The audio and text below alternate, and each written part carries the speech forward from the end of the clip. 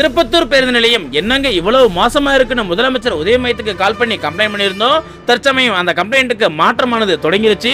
நீங்க பார்த்தாலே தெரியும் ஆண்களின் பயணிகள் நிழல் கூட எப்படி இருந்தது எப்படி மாறி இருக்கு அப்படின்னு.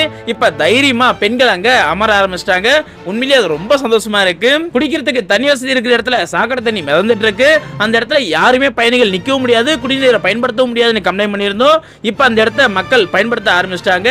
குடிநீரும் சுத்தமா சூப்பரா இருக்கு. அடுத்ததா பாத்ரூம் பஸ் ஸ்டாண்ட்ல குப்பை தொட்டியும் அதிகப்படுத்ததா சொல்லியிருக்காங்க.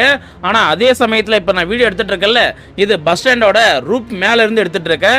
அங்க பார்த்தாலே தெரியும் ஒரு மரம் முளைச்சிட்டு இருக்கிறது. அதுக்கு ஆப்போசிட் ரூப்ல இன்னொரு வேப்ப மரம் முளைச்சிருக்கு. இது கண்டிப்பா ஒரு வருஷத்துக்கு மேல ஆகும் முளைச்சு. உள்ள இருக்கக்கூடிய பிரச்சனைகளை நகராட்சி ஊழியர்கள் சரி செஞ்சது எனக்கு உண்மையிலேயே ரொம்ப சந்தோஷமா இருந்தது.